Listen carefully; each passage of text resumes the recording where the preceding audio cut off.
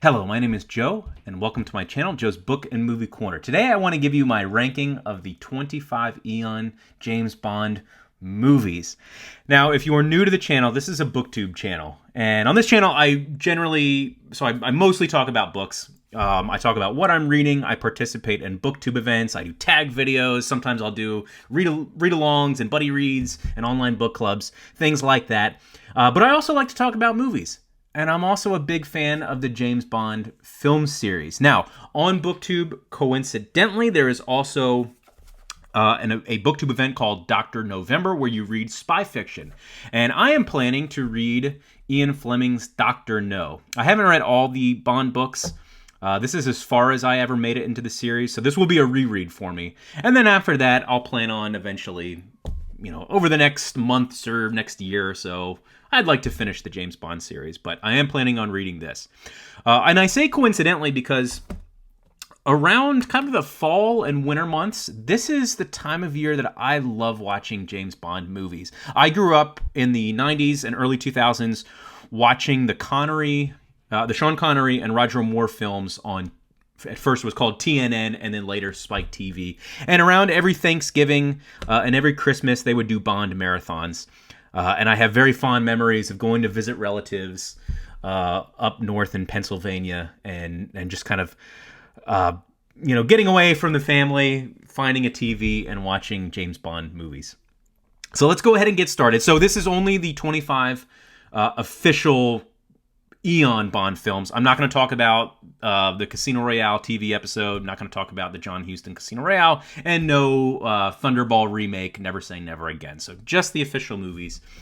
And let's go ahead and get started. And I'll give you some thoughts, kind of what I like and don't like about each of these movies. Also, this is all subjective. It's just my opinion. And what I love about the James Bond franchise is everyone's list just looks totally different. And it's fun when you encounter someone's list and they love movies that you don't really like and vice versa. So let's go ahead and get started. All right, so at the bottom, number 25, I have, and caveat here, this is actually the only official Bond movie I have not seen. I have never watched this movie, so it's at the bottom by default. And it is 2002's Die Another Day, starring Pierce Brosnan. I've never seen this movie. It's almost become like a thing for me that I love the James Bond films, and I've never seen this one. So every year when I get into watching James Bond movies around this time of year, I always say I'm going to watch it, and I never do. So hopefully this will be the year that I finally watch it. It's always put towards the bottom of ranking lists, it seems, in the James Bond fandom on YouTube and Reddit. But I do get the sense that the stock of this one in the fandom is rising a little bit. It might be, I think the fandom is reappraising it, but I don't know. I've never seen it, so by default, that's at the bottom. Number 24, we have Spectre, starring Daniel Craig from 2015. This is one that I genuinely don't really like. I think I'm kind of in line with the fandom on this one. The first thing is, I think it's a very ugly-looking movie. I don't like the kind of low-contrast, sepia, brown color palette. I think it's very ugly.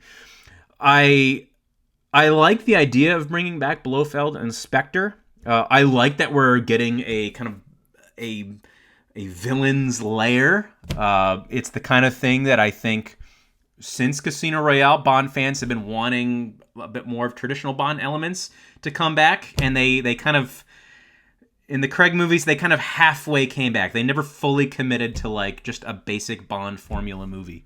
Up until, the scene where we meet Blofeld, I think is great. That's a pretty good scene. It has good moments throughout.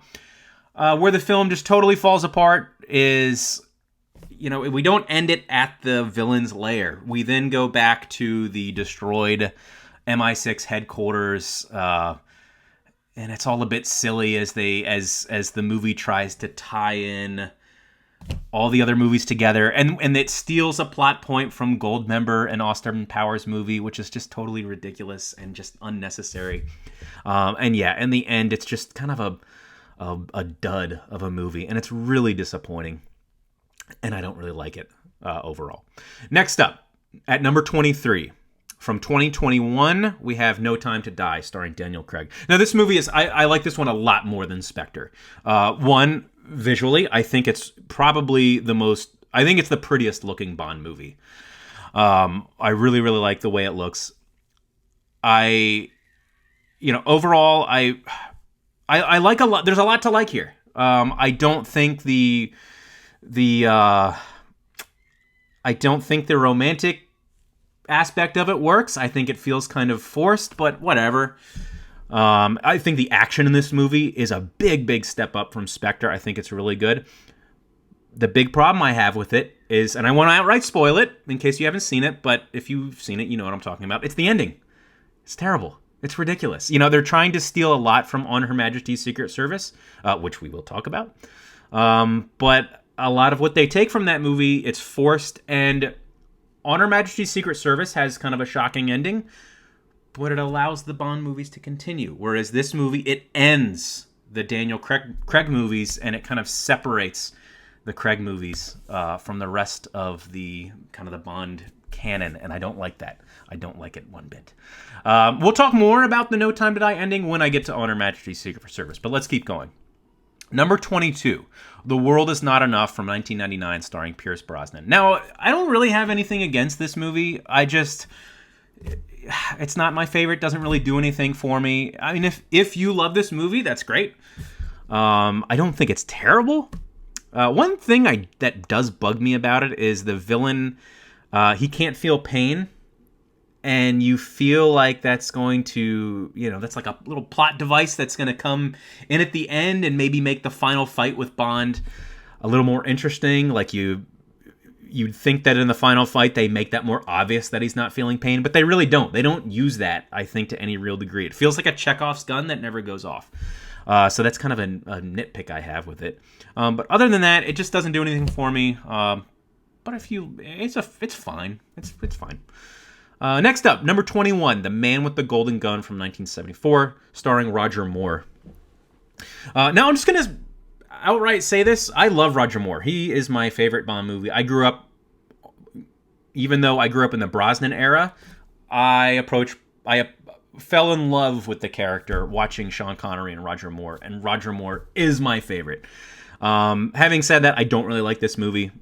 The first two Moore films, they feel much cheaper than the end of the Connery Lazenby run. And this one especially, it's just the sets feel cheap.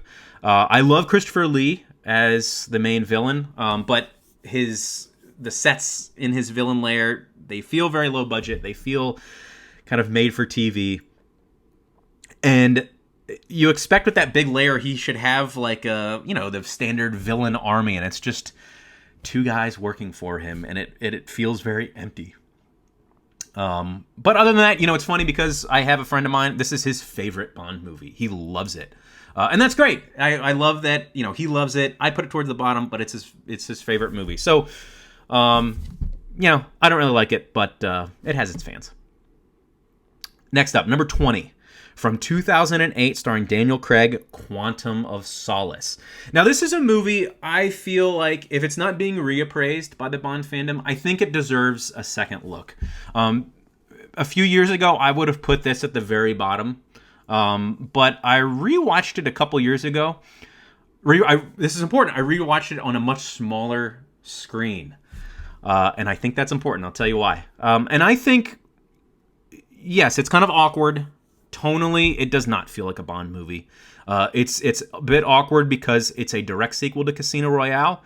After Casino Royale, which is going to be a lot higher on this list, Casino Royale's doing the reboot thing. It's great. But after Casino Royale, you want, at least for me as a Bond fan, I want to return to a standard Bond mission, and we get this direct sequel. At the end of Casino Royale, you're like, all right, Bond is back. He's finally Bond. No. He's still becoming Bond in Quantum of Solace. And again, tonally, it's just a very dire, serious downer of a movie. Now, having said that, and also the editing and the action scenes is just outrageous.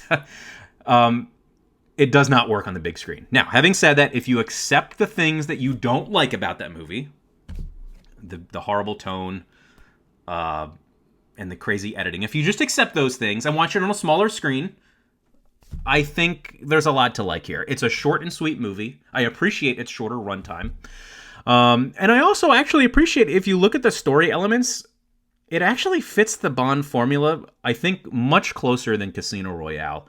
So I appreciate it for that. And then if you, again, just accept that it's tonally a much darker, more serious movie, I think you'll enjoy it if you accept its flaws. But moving on. Number 19, we have the first Sean Connery movie from 1965, Thunderball. This is a movie that I think maybe a decade ago would have been much higher on my list. Nowadays, it really has fallen. Overall, the first thing, let's talk about visuals. It's the first Bond movie shot in anamorphic widescreen, and I don't think it works here. I don't think the photography is very good. It's very grainy. A lot of it looks slightly underexposed. Overall, I feel like it's a kind of a bloated movie, and those action scenes underwater are just, I'm sure they were interesting in the 60s, but today they are just really, really slow. Now, having said that, it has some great moments. It's got a great femme fatale villain. The chase through the parade is really good, and it ends in, minor spoiler here, the femme fatale villain being killed. Has a great line there. She's just dead.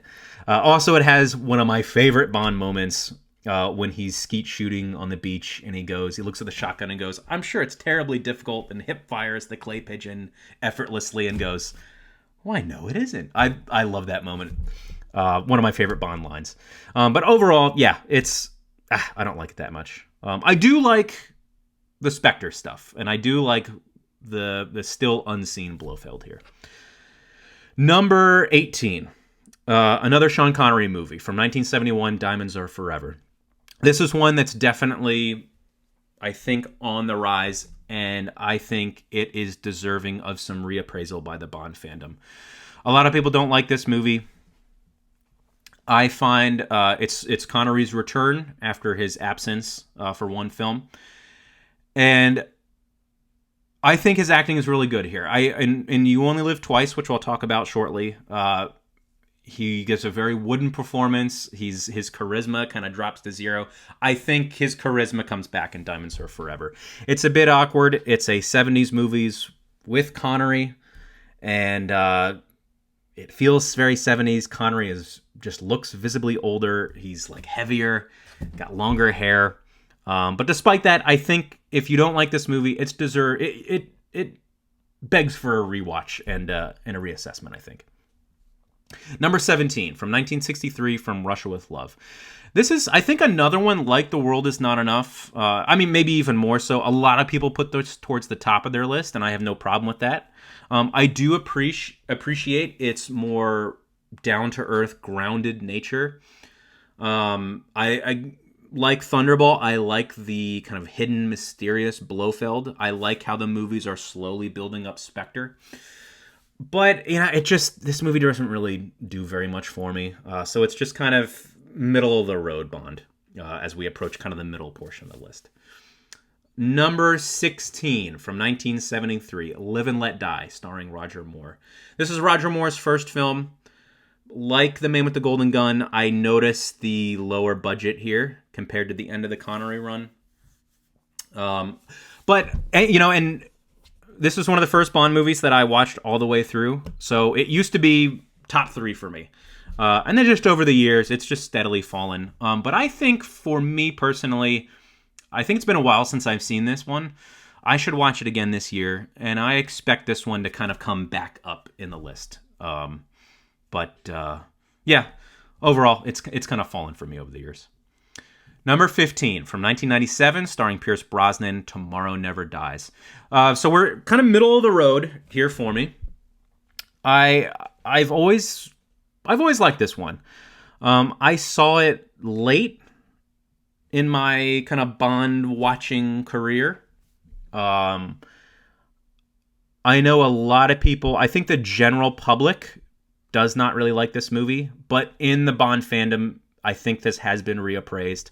The villain, Elliot Carver, is I think it's very relevant for today. And yeah, I think overall this is a great action movie. It's got kind of some over-the-top action, but that's what makes it great. If you haven't seen it in a while, definitely check it out. This is another one where my friend that likes The Man with the Golden Gun, this is also like his number 2. He loves this one. Number 14 from 1967, You Only Live Twice, starring Sean Connery. This is another one I think that's fallen a little bit throughout the years for me. I'm putting it kind of right smack dab in the middle. I do think this one is bloated. Connery's charisma is, I think, non-existent in this one. There's the whole ridiculous sequence where they put the Japanese disguise on him. It is just absolutely absurd. Having said that, I like how the Connery movies build up to this moment with the reveal of Blofeld. Now, I recommend watching Bond movies with the Craig movies. This is the exception to this rule. But overall, before Casino Royale, I recommend watching these movies in no particular order. If you've never seen them, if you're new to Bond. But I think it is worth it to watch the Connery movies in order and see how the Spectre story just kind of builds up to this movie. But yeah, overall, it's a little slow and bloated. Number 13. This is one I expect most people to put toward the bottom, but I really like it. It's 1985's A View to a Kill, starring Roger Moore. Now, years ago, I would have put this towards the bottom, but I think over the past couple of years, I've really grown to love it.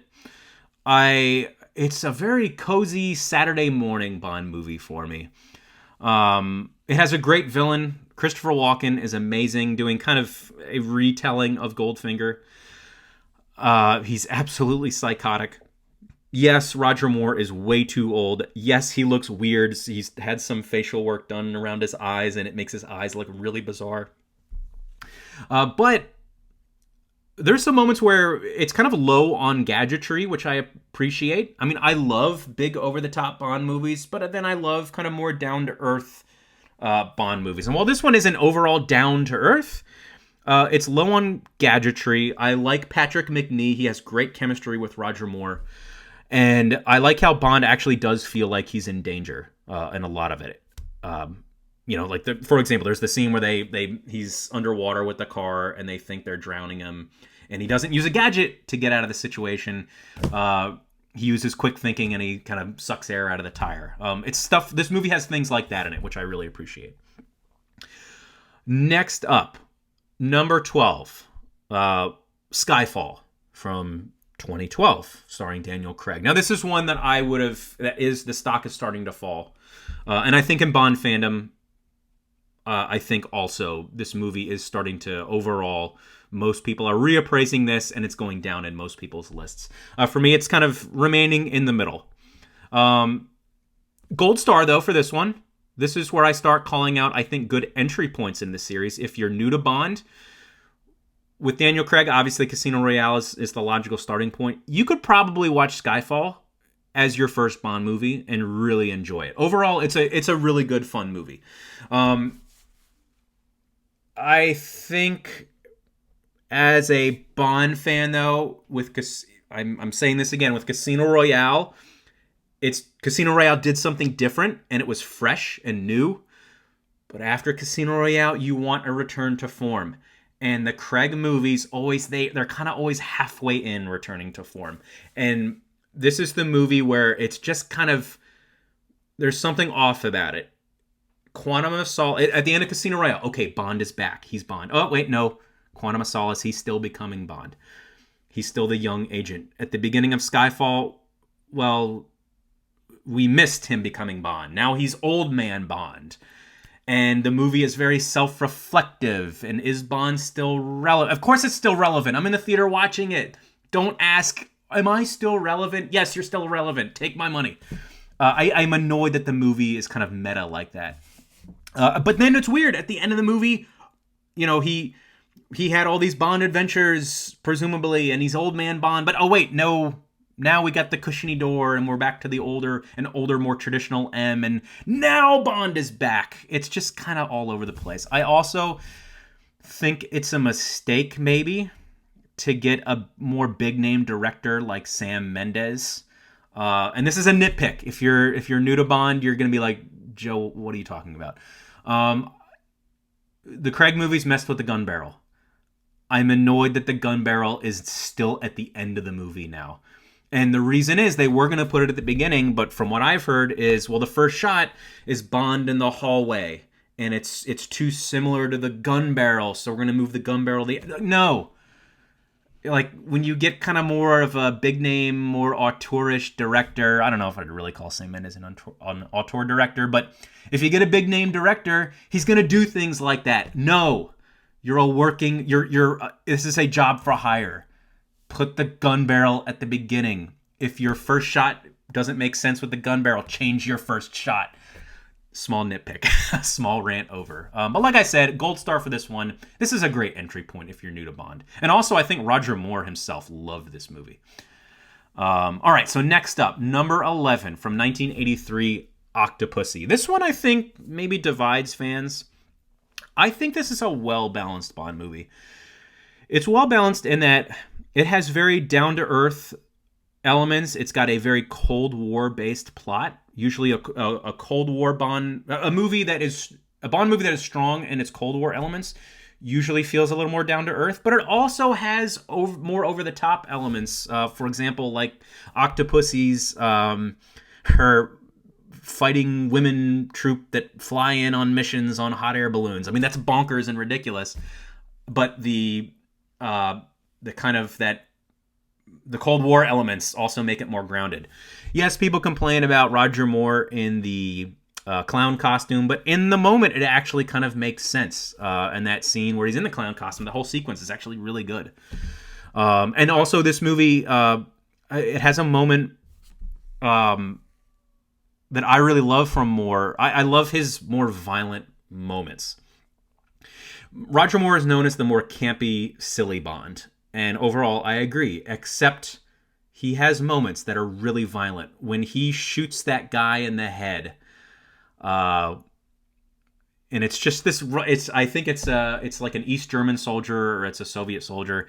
The guy's just like doing his job around the train tracks and Moore comes out and blows his brains out. It's kind of a shocking, violent moment. And whenever Moore has a violent moment like that, and we're going to get to a few more here shortly, I really love it. More for me, yes, he's the campy light Bond, but he's also a psycho, and I'm going to explain more in a bit. But yeah, overall, Octopussy, it's a very well-balanced Cold War serious movie that still has the more silly, fun elements to it. All right, top 10 here. At number 10, I have Timothy Dalton's License to Kill from 1989. This movie, when I first saw it, would have probably been top 5. I think it's gone down a little bit in my ranking, but I still have it here in the number 10 spot. And first, the things I don't like about it. I don't like the score. It's very cheap. Visually, it's, again, looks cheap. The lighting is not very good. The costumes are pretty terrible. And it has this kind of... There's a bunch of like, all right, name the 80s. It goes from 80s trope to 80s trope. Like, point out the 80s tropes. And it's got... I'm not a Miami Vice fan, but I see it as like a very Miami Vice feeling movie. I know Miami Vice is a great show. I know. I've just never seen it. Now, having said that, what do I like about it? I mean, most fans that love this movie tell you, well, it's great because it's Timothy Dalton leaning into the more serious, darker take on Bond. It has a very dark story. If you've never seen it, I won't spoil it for you, but it has a beginning that's extremely dark and disturbing. Having said that, though, the actor that plays Felix Leiter, not a very good actor. Could have used a stronger actor there. But yeah, there's a bunch of darkness having to do with Felix Leiter. And I do think that this movie has one of the, not just of Bond movies, but of just action movies in general, the third act here is outstanding. It's really good. And it has a great comedic role played by Wayne Newton. Wayne Newton is amazing in this movie. He's so good. He plays like this huckster televangelist character that's raising money to launder money for the drug lords. And it's just, it's amazing. When I tell people who've never seen this movie, my buddy of mine that loves Man with the Golden Gun and Tomorrow Never Dies. He's never seen this movie. And I told him, hey, man, and Wayne Newton's in it, and he's great. And he goes, Wayne Newton? But yeah, amazing, amazing third act here. It's really good. All right, so number 9 from 1964. We have an absolute classic, Goldfinger, starring Sean Connery. This is another one of the first Bond movies I saw all the way through.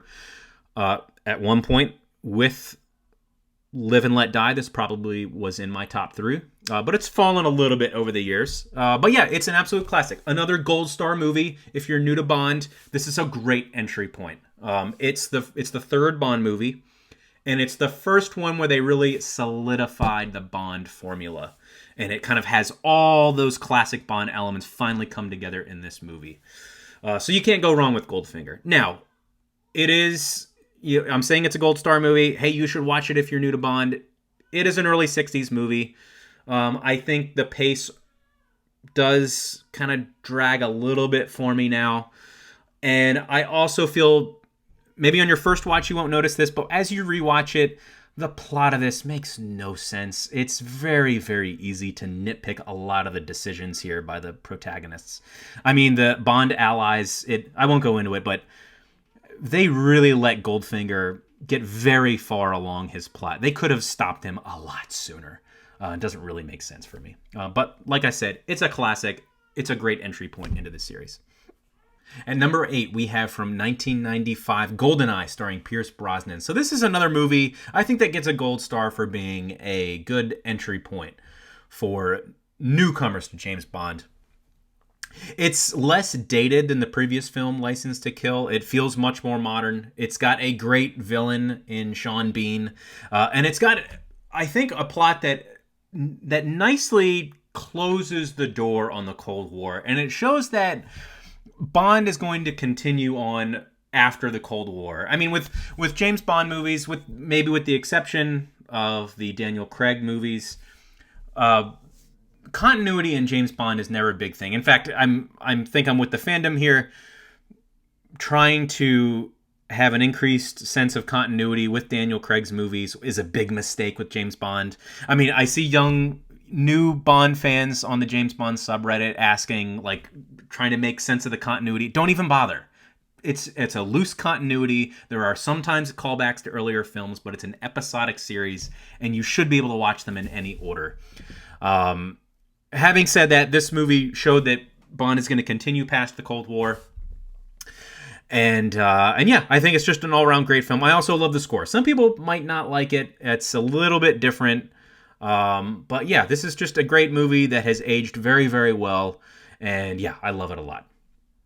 Number 7 from 1981, For Your Eyes Only, starring Roger Moore. Now, this is a great standout in the Roger Moore films in that it's one of those more down-to-earth, grounded movies. Roger Moore, of course, is known as being the over-the-top, campy Bond, but this movie is another Cold War plot. I mean, notice that a lot of the movies that feature heavy Cold War elements are usually a little more grounded. And this one is absolutely his most grounded film. It's got a plot that's somewhat reminiscent of From Russia with Love. There's kind of a decoding device, MacGuffin-type object that the characters are after. And this has another moment that's just Roger Moore at his most cold and psychopathic ruthlessness. It's the scene where he kicks the car off the cliff, killing one of the henchmen. It's really good. It's really shocking. So Roger Moore, he doesn't have cold-blooded moments like this very often, but when he does have them, they stand out. There are some ridiculous moments here. There's the young Bond girl, I can't remember her name, the ice skater. That's a little ridiculous. Roger Moore himself probably thought it was ridiculous, and the movie kind of plays it off for laughs. So yeah, there's some silliness here, but overall, yeah, this is a really great, solid, grounded entry. Number 6 from 1987, starring Timothy Dalton, The Living Daylights. Another more grounded Cold War entry. This is Dalton's first movie. It feels fresh after, though I love A View to a Kill, Roger Moore is very old. This movie definitely feels fresh after A View to a Kill. This movie has one of the best henchmen in Necros, and there's a great sequence when Necros has his assault on the safe house. It's really, really good. It's grounded. It makes sense, and it's a great kind of action spy movie setup. And there's also darker moments throughout, like the assassination of one of the Bond allies is really good. Something I think overall towards the third act of the movie, or as the movie goes on, the plot kind of gets a little convoluted. It seems like every time we check in on the villains, there's a new element to their plot. You just kind of lose track of what's going on. But the plots really matter in these movies. I mean, the point is Bond being cool and the cool action scenes and the one-liners. Also, I think the movie, the very final confrontation is a bit of a letdown between the final villain. It's like the guy, General Whitaker. He doesn't really feel like he should be the big final boss of the movie, and yet he is, and the scene is just kind of a wet dud. But despite that, overall, I love this movie. I'm putting it in my number 6 spot. I think overall, even though License to Kill, I think probably has the better third act, I like this one, I think, better, and I think it sits comfortably at number 6. All right, now we're entering top 5 territory here. At number 5, On Her Majesty's Secret Service from 1969, starring George Lazenby, his only Bond movie. And most people put this towards the top. I am no exception. I put it right at number 5. This is a nice change of pace after kind of the build up to You Only Live Twice with the first 5 Connery films. This is a little bit more down to earth. I mentioned continuity before. This is a case where don't try to make it make sense. Also, this is a movie with the fourth wall breaking joke. This never happened to the other fella when George Lazenby turns to the camera and breaks the fourth wall, implying that he's a different person than Sean Connery. If you're a new Bond fan, it's a joke. It's the same guy. But also, don't worry about it not quite lining up with You Only Live Twice. It doesn't really make sense continuity-wise. Just accept that this is just a new adventure, and it's a loose continuity. Also, by the way, we're mentioning gold stars, good entry points. I think this also would probably be a good entry point as your first Bond movie. It's important to note, and I won't go into spoilers, but there is a character, Tracy, who does become important for Bond lore. Now, this is a series that does not rely on lore, but Tracy, played by Diana Rigg, she is important, and she is referenced later on by, I think, every Bond actor with the exception of Daniel Craig. Daniel Craig, it's a reboot. Roger Moore, I think, definitely Timothy Dalton, and I'm pretty sure Pierce Brosnan all reference the character of Tracy. And so, if I can go back to No Time to Die, so I mentioned, without outright spoiling it, it does have a definitive ending to the Daniel Craig movies and kind of sets the Daniel Craig movies as something apart from the rest of the Bond movies.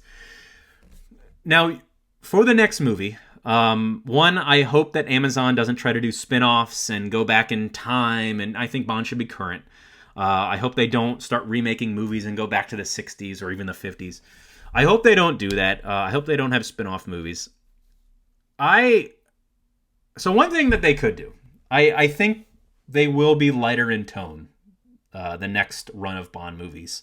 I think we will get more of a return to a little bit more of the fun, and I think there are going to be a heavier reliance on more classic Bond elements compared to the Daniel Craig era.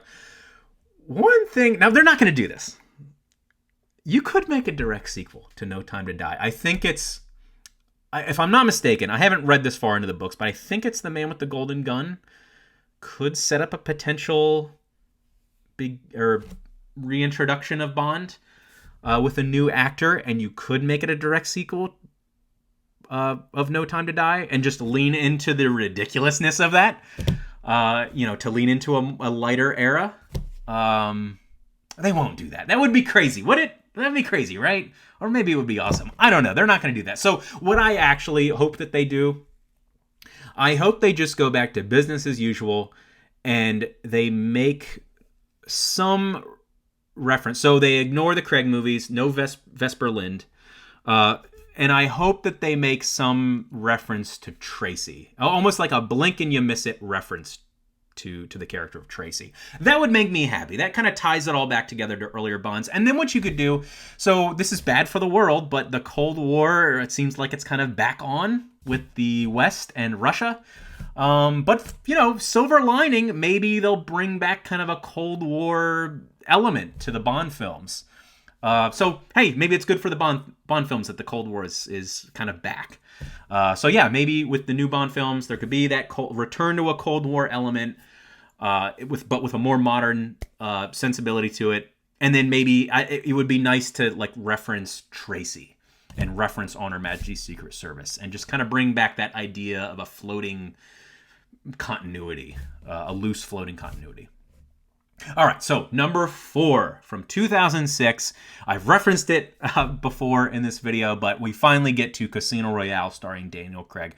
This movie is excellent. Another gold star. Great entry point to the series. You could make this one your first Bond film. And after this one, you could jump around, or it would be a good idea just to watch the Daniel Craig movies in order. This movie, another case of just feeling fresh after, though I haven't seen it, Die Another Day, I know is a kind of a bloated movie of excesses, and this just kind of brings things back down. Now, I do think it's mentioning a lot of people, maybe younger fans, who all they really know is the Daniel Craig movies, I think maybe place... I mean, I'm putting this at number 4. It's an excellent movie. But it kind of annoys me when people say they love Casino Royale, and then you ask them, well, what do you think of License to Kill? Oh, I haven't seen it. Timothy who? That kind of annoys me. It does deserve a top spot in everyone's list. It is really, really good. But for newer fans to the series, there are other Bond movies out there. And another thing that I don't like the idea of reboots. I think it works here. And I think it's important in a post 9/11 world. They had to kind of do a little bit of a reset. They got the rights to Casino Royale, and it makes sense to kind of do this idea of a reboot and make it, you know, Bond's very first mission as a 00 agent. But having said that, I don't really like the idea of reboots. I don't like the idea of people, you know, with the new Bond actor, they're just going to reboot. Like, no, you don't need a reboot. Bond movies have changed actors before. They've slowly, you know, they changed tones over the years with each new actor, and you don't need this idea of a reboot. It's a floating continuity. With a new actor, there is always going to naturally be a slight change in tone to suit the actor. But, you know, like I said, you know, when I was talking about On Her Majesty's Secret Service, I hope with the new movie, they don't make a reboot. Just, it's a new actor, slightly different tone, and you just continue on with Bond's next mission. But yeah, having said that, Casino Royale is a great movie, and it's a great starting point if you're a new fan. Number 3. So we're in top 3 territory here. From 1977, we have Roger Moore's The Spy Who Loved Me. I love this movie. Again, I know I'm kind of saying this now for the past couple entries, but gold star. I think this is, if you... early on in your Bond watching career for new fans, you should definitely check out The Spy Who Loved Me early on. As an example of kind of more of the Bond, the more excess, over-the-top Bond. This is the movie where Roger Moore, so the Roger Moore era finally clicks here with The Spy Who Loved Me. We're back to anamorphic widescreen. It's a very, I think it's a much better looking movie than the previous Man with the Golden Gun. And Roger Moore just really fits into the role now with his version of Bond, with a very quip-heavy gentleman Bond. And also, there's a great, you know, I've mentioned before, he has these, like, out-of-nowhere, ruthless moments. There's a great moment where he's chasing this guy on a rooftop, and the guy, like, he grabs his tie, and he's hanging off the cliff, or not cliff, the edge of the building, and he goes, where's Fekesh, I think is the character's name. Where's Fekesh? And the guy tells him, go to this place. And he goes, and he slaps the tie out of his hand. The guy falls. And he goes, what a helpful chap. And it's just this cold, psychopathic ruthlessness that Roger Moore occasionally shows to contrast with his overall lighter take on the character that I just love. But yeah, The Spy Who Loved Me is great. Barbara Bach, kind of a wooden performance. And, you know, this is an example of something I probably should have mentioned earlier. maybe when I mentioned Skyfall with, getting in these big name directors to really class up these movies. It's okay that these movies are flawed. This isn't like peak cinema. I love I love a lot of these movies despite their flaws. These are just supposed to be fun romps. Don't take them too seriously. And this is a great example of that. Stromberg, the villain, is a little bit ridiculous. I don't quite buy the plot. So, mild spoilers here. It doesn't really matter. If I remember right, unless I'm missing something, he wants to create like a superhuman race and have them live under the sea. And also he's going to threaten, the life of planet Earth on the surface, by capturing nuclear submarines. Why? Why would you do that? Like, you've already got your underwater base. Just live under the sea. Like, why? What is the point of causing a nuclear war? Why? I don't get it. So I don't quite buy Stromberg's plot, but despite that, I like the sets. I like the underwater and the whole water theme, and I like the stealing on the submarines and all that. So it's really good, and I like the big battle. This is a movie that ends in like a big battle. All right, so number 2. Now this one might surprise you, but I love this movie. This is the very first Bond movie I saw all the way through. I really love this one. It's 1979's Moonraker, starring Roger Moore. I think this is a movie, a lot of people put it at the bottom of their list, but I think this is getting a reappraisal in recent years. It's been reappraised. I love this movie. So if you like The Spy Who Loved Me, I would watch that one first. But if you like The Spy Who Loved Me and you want more of that, Moonraker is your answer. It's even more over the top. This is the most over the top bombastic Bond movie. The plot is very similar to The Spy Who Loved Me. But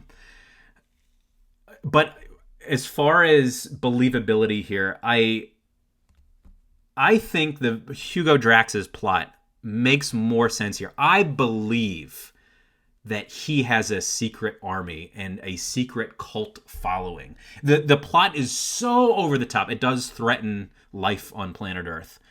But there's this creepy like cult aspect to it where he's going to create this like new, a new kind of Eve on Earth and he has these young couples enter his spaceship 2 by 2, and he has this great line where the people will look up into the heavens and know that there is a God. He has this weird God complex, and it's so over the top, his plot, that I buy it more than The Spy Who Loved Me. So I really love this movie. I love how over the top it is. Yes, it's flawed. Yes, it's silly. Yes, Dr. Holly Goodhead, the actress playing her, it's a little bit wooden. It's not helped by I think the poor dubbing performance. It's flawed, but I love this movie. It's great. And if you think, oh, it's just so silly and over the top, just embrace its silliness. It's a great, great movie. And I love it. And it definitely is my number 2. All right, so finally, number 1. What is my favorite James Bond movie? It is from 1962, starring Sean Connery, Dr. No. We're bringing it full circle with Dr. No here. This is my favorite Bond movie. I have a very fond memory of watching this for the first time. I was on a family trip at an uncle's cabin. My mom bought it for me on VHS. I had never seen it on TV, and we sat down as a family and watched it together, and it was just a really great experience. I loved the movie the first time I saw it. I loved how kind of, I knock movies like The Man with the Golden Gun for being low budget. This one does feel like it has a lower budget. The sets do feel cheaper, but in this case, I love it for that. It has the cheaper sets and the earlier 60s vibe. It gives it this special charm that I don't find in any other Bond movie. If we had to just erase from existence all other Bond movies and we could only save one, I would save Dr. No and have all future Bond movies be inspired by Dr. No. The plot here, again, I've mentioned kind of plot before as I've been talking about these movies. The plot doesn't matter. I can never really remember what Dr. No's exact plot is. It doesn't matter. Dr. No's a great villain. I love when we finally get to his like underground cave lair. And I love the whole sequence. There's not a lot of dialogue when Bond is like escaping his cell and he's crawling through the hot water pipes, to find Dr. No and disrupt his evil plot, whatever his plot. I can't really remember. It's something with disrupting spaceships or spaceship launches. I love the whole Caribbean vibe. It's great. I love this movie. Another, with The Spy Who Loved Me, with Casino Royale, On Her Majesty's Secret Service, GoldenEye, and Skyfall. Another gold star movie if you're a new Bond fan. It's the first movie. It is absolutely an excellent starting point if you're interested in an earlier take on Bond and you like 60s movies. It very much feels like the early 60s. But yeah, that's my list. I love James Bond. Maybe at some point I'll watch Die Another Day and, maybe it'll find some slightly higher spot on this list. But yeah, that's all for now. Thank you.